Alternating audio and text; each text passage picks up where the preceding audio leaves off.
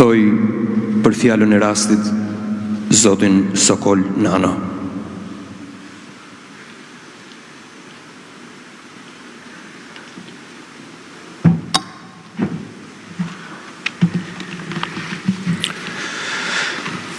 Të nderuar të pranishëm, familjar, miq, shok, të afërm e dashamirës.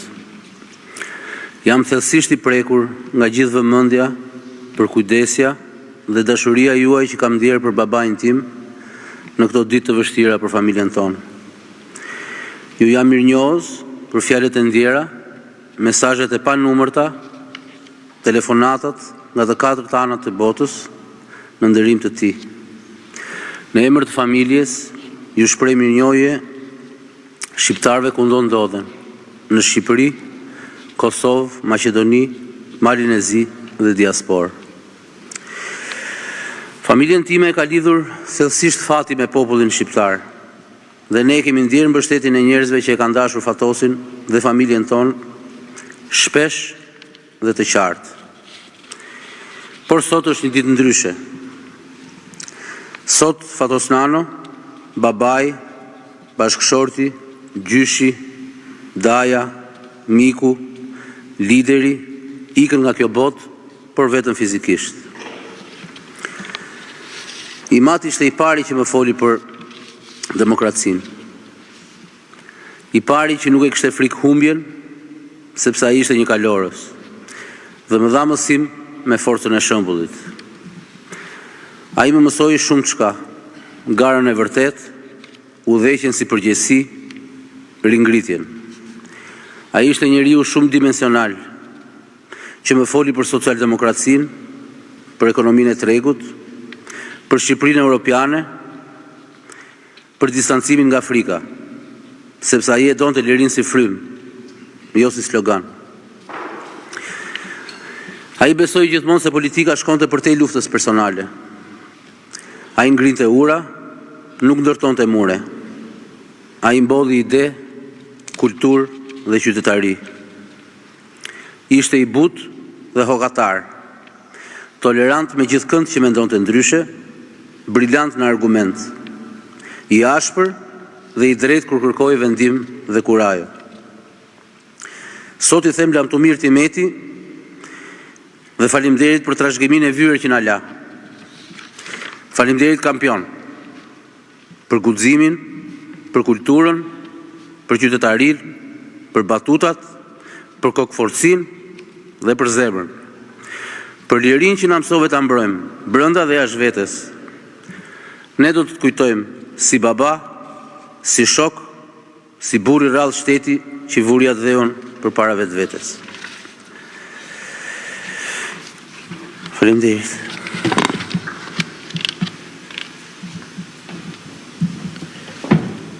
Ftoj për fjalën e rastit Kryeministrin e Shqipërisë, Zotin Edi Rama.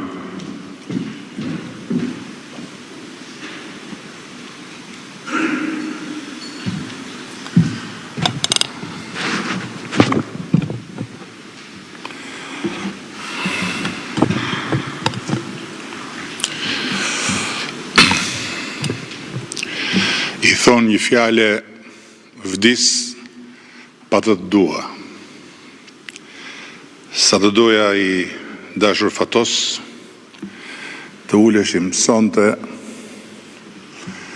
në një nga ato darkat tona të rralla të viteve të fundit,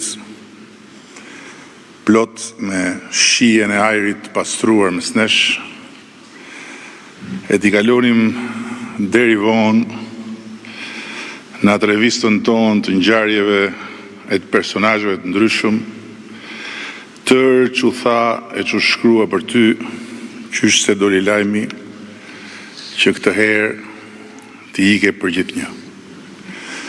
Po sa të pas kanë dashur e të pas kanë admiruar mor buri dheut.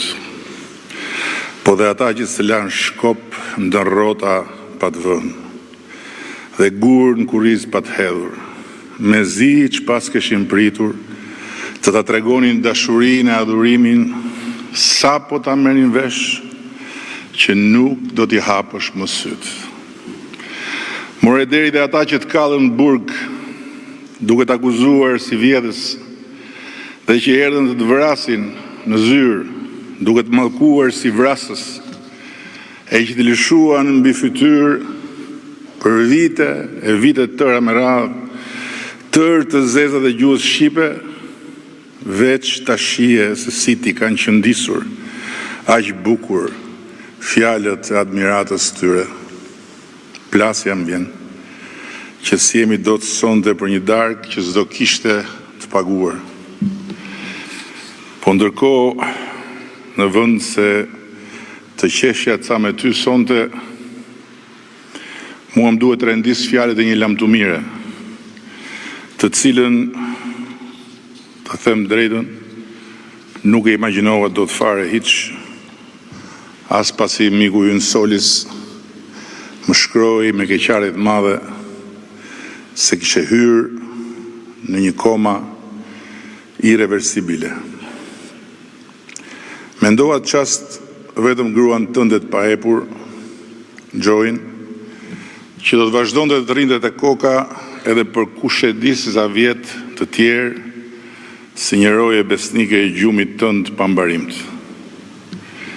Por të betohem,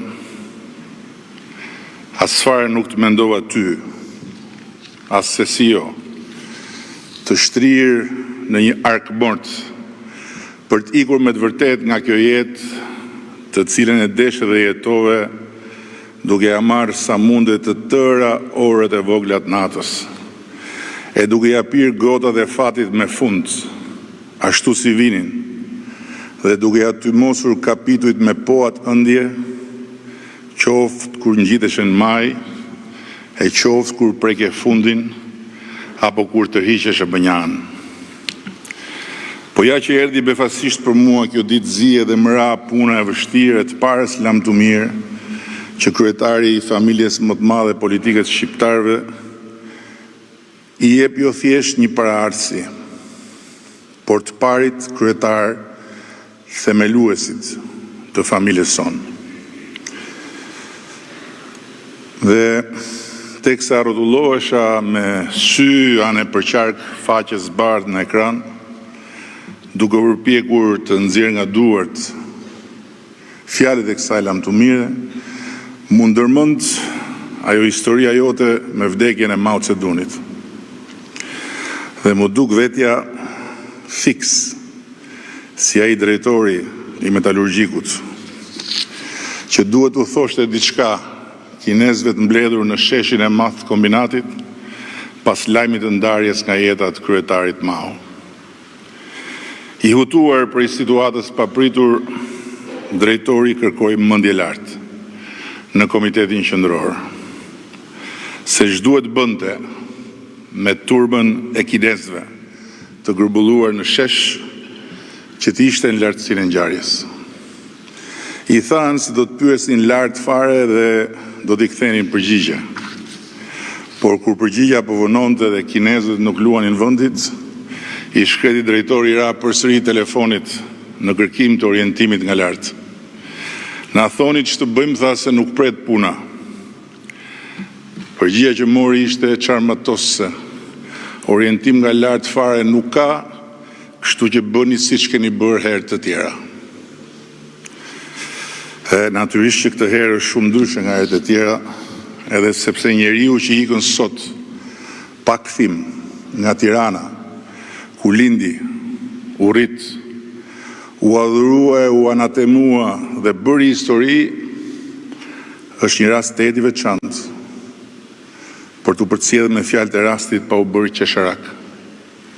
Siç më duket mua të paktën se u bën ata që duke folur për ndarjen nga jeta të Fatosnanos, morën me të mirë tërë këto ditë veten e tyre.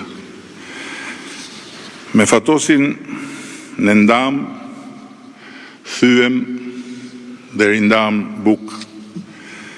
Por historia e marrëdhënies sonë zhvilluar mes ekstremesh, nga birësimi im në familjen socialiste me bekimin e tij, deri tek vrasja e babait për marrjen e skeptrit ti, nuk ka vend këtu në këtë eulogji. ose jo ka vend vetëm për një fakt. Nëse jam unë sot zëdhënësi i idhërimit krejt familjes madhe socialiste, kjo lidhet padyshim me intuitën dhe me guximin e kryetarit themelues për të mëftuar dhe dhënë vend në odën e shtëpisë sonë politike, duke thyer aso kohë një mur të madh ndarës me shoqërinë e kohës, kur shtëpia e socialistëve nuk që aerosur ende plotësisht nga era e të shkuarës. E kam pyetur veten në kohë të ndryshme nëse Fatosnano e deshi apo jo barrën e kryetarit Partisë Socialiste.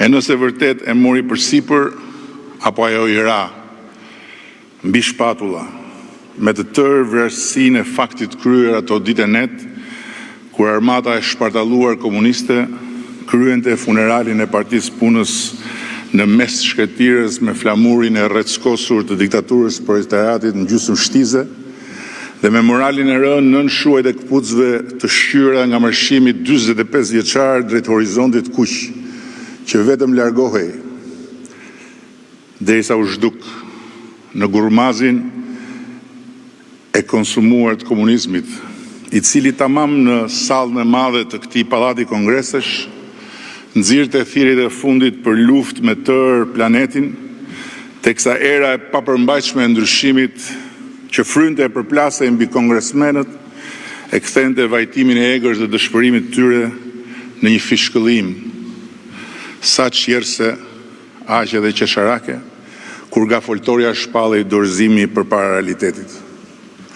I gjendur aty, mes fytyrave verdhacuke të udhëheqësve, gjemi mbytur nga ardhja e qametit dhe sekretarëve lëkurreshkur nga dielli i ara fabrika kantiereve, qorri, siç e quanin shokët dhe e quanin mesnesh, më duket gjithgjë si protagonist dhe si peng, njëkohësisht.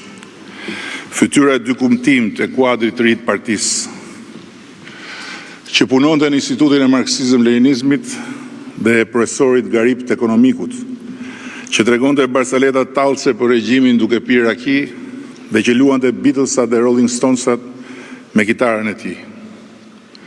Nuk e kam dyshuar asnjëherë që pikërisht profili i tij jo skematik i dha Fatosnanos me hirin e pahirit skeptrit e të majtës porsalindur pas varrimit të Partisë Punës. Por besoj se vetë uljegritit e forta të rrugtimit të tij politik për te i forcës përcaktuese të ngjarjeve, deri dhe të rënda fare ishin pasqyrë e pikërisht një dyzimi të thellë mes protagonistit të madh dhe pengut një detyre, për të cilës ai tentonte të arratisej sa herë që t'i jepej mundësia.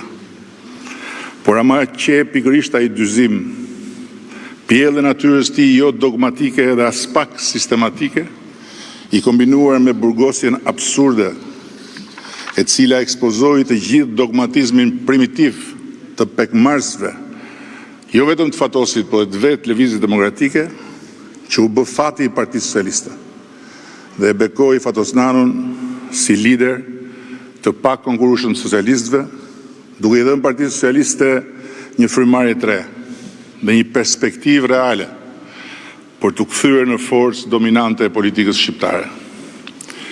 Pas sakrificën e tij të imponuar, socialistët do të kishin pasur një fat më pak bujar, por edhe vetë Fatosi i pat sakrificë të imponuar mbase nuk do të ishte bërë një lider aq gjatë në një kohë trazirash e ngatresash jashtë e brenda partisë, ku lidershipi i tij ishte shumë më tepër frym se sa prezencë, shumë më tepër hapësirë se sa kohë, shumë më tepër improvizim se sa programim, e ku natyra e atij leadershipi së bashku me rikthimet e bujshme të kryetarit pas arratisjeve të tij për bërë një material historik dhe sociopolitik me një vlerë të jashtëzakonshme. Për këdo që një ditë do të marrë përsipër ta zbërthejë vërtetësisht dhe jo ta mbërthejë hipokrizisht rolin vendimtar të Fatosnanos, jo vetëm mbi atë që ishte në drejtimin e tij, po dhe për atë që u bë më pas Partia Socialiste. Në Në selinë e partisë që ai udhëhoqi, qëndron një foto, tani më e mirë njohur e tij, e cila për mua mbetet pamja më domethënëse e Fatos Nanos fill pas daljes nga burgu.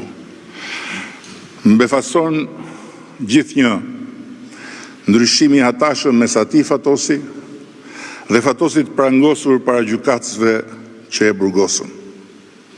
Fatosi i gjyqit është presori i ekonomikut, që mbahet fort për sytë e popullit para burgosjes, pengi dyfisht i asaj dite kur i hodhën në kurriz barrën e madhe, që mbase nuk e deshi asnjëherë me gjithë shpirt, dhe i persekutorit tij Xhahil, që e deshi me patjetër në burg.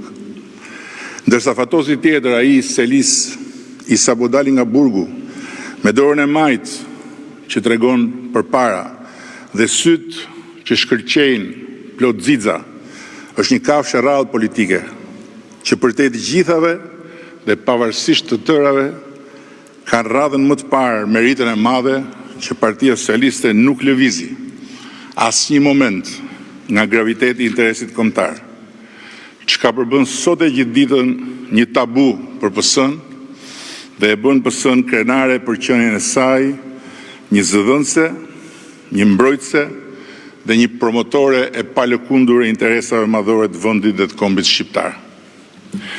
Ndër ata që e nderuan kryetarin ton me fjalë të mëdha pas vdekjes, ishin dhe ata që e ngritën dhe ulën tradhtar. Pse takoi Slobodan Miloševićin gjatë një aktiviteti ndërkombëtar në Selanik dhe për plot të tjera që nuk ja vlejnë t'i kujtoj. Unë e kam dëgjuar prej tij bisedën me kasapin e Beogradit dhe nuk e kam idenë nëse Fatosi e ka lënë të shkruar diku. Por jo vetëm që në atë takim dhe në atë bisedë nuk ka asgjë prej tradhtari, po kur një ditë të dalin si duhet në dritë, fjalët e thëna në atë takim, si dhe takimet, bisedat dhe bashkëpunimet e Fatos Nanos me patriotët e lëvizjes kombëtare për lirinë dhe drejtat e shqiptarëve në Kosovë dhe në Maqedoni, atëherë askush nuk do të mund të vërë ndyshim se kontributi patriotik i kryetarit themelues partisë son për shlirimin e Kosovës dhe për nënshkrimin e marrëveshjes Ohrit e rendit Fatos Nanon në rreshtat e nderit të historisë së Shqipërisë. Pas varrosjes partisë punës, Fatos Nano ishte kyç në kalimin e shkretirës për socialistëve dhe në bashkimin e tyre me botën demokratike. E kam kujtuar dje gëzimin e tij pas takimit, po në sallën e madhe bashkëngjitur, ku lajmëroi pranimin e Partisë Socialiste në Internacionalin Socialiste si një familje idesh progresiste të kohës së re. Si dita e diplomës kjo sot, më tha duke qeshur. Në krye të qeverisë vendit, ati ju desh drejtonte daljen e popullit nga shkretira e piramidave dhe rifillimin e shtetëndërtimit nga zeroja. Pas katrahurës rrafshuese të vitit 97, duke u përballur me një opozitë primitive, hakmarrëse, destruktive, deri në sulmet armatosura ndaj institucioneve dhe ndaj tij personalisht, fizikisht. Gjithsesi, kjo nuk është dita për të shkruar historinë e Fatos Nanos, po dita për t'i dhënë atij lam të mirën. I dashur Fatos, do të më mungojnë darkat e rradha miqësore, komunikimi ynë si mes shoferit të turnit parë me shoferin e turnit dytë për të njëjtën makinë, ku e kuptonim njëri tjetrin ajër dhe ku kur ndodhte të ndanim ndonjë dilemë strategjike, këshillat e tua vinin të qëruara mirë, duke më ndihmuar shumë për të vënë pikën mbi i. Ndërkohë që kur mendoj se çfarë katër rotaku sovjetik more ti dorëzim në turin e parë, me çfarë mjeti më të mirë mora unë prej teje në dytin, për ta kthyer Partinë Socialiste në brandin e shpejtësisë për Shqipërinë Europiane që është sot, më vjen krejt natyrshëm të mos të them lam të mirë, po thjesht mos vdek shkur fatos nano.